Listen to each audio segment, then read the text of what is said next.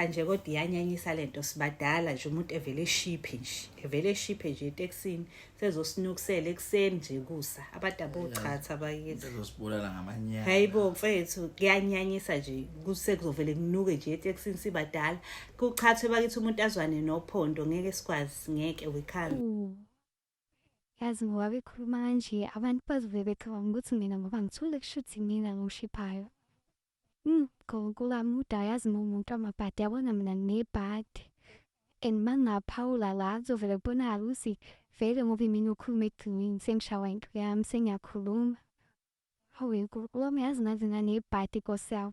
Uthola ukuthi phakathi kwabo ukhona nje ushiphile kodwa manje sekuyimina sengizothaka leli cala lela lomshipho ngenze njani ngikhulume. Ngenze njani ngithule. Okay, sengiyazi.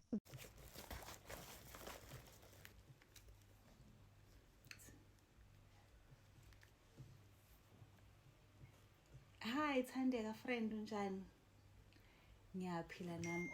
Yabona nje bengisendleleni ebheke emsebenzini kodwa nje angisayi yabo nje angizizwa kahle angazi indaba phele 2 weeks angisuzi angishiphi angithoyilethi angazi mina kwenzakalani ngesiso sami and lento le iyangimangaza because ayikaze yenzeke ngoba nje ukushipha angazi ngagcina nini ukushipha kulami uphelile 2 weeks ngingashiphishi.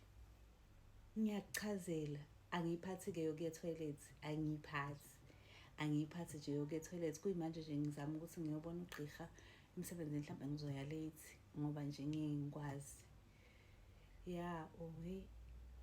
ngizoxoxela mangabe sengibuye ukuthi uthena udokotela kodwa nje iyangistressa lento akekho phela umuntu ongashiphi for 2 weeks ungashiphi wena ungathoyilethi.